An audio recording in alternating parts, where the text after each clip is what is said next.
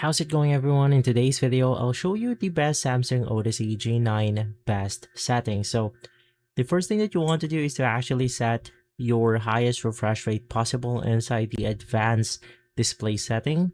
Go ahead and select your Samsung monitor and then just select the highest number possible.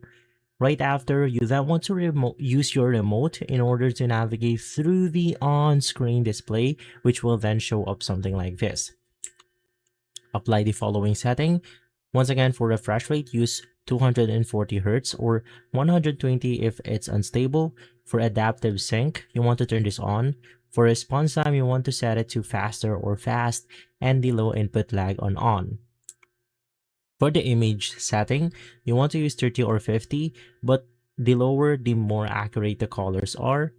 The contrast is going to be between 70 and 75, sharpness at 5 and 10, and the color tone at warm 2.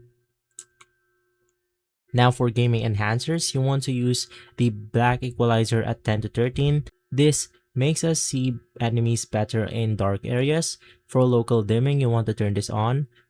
For dynamic contrast, turn it off. And basically from there, that's going to be your best setting. If this video has been helpful, leave a like, subscribe, and follow us for more videos like this. Thanks for watching.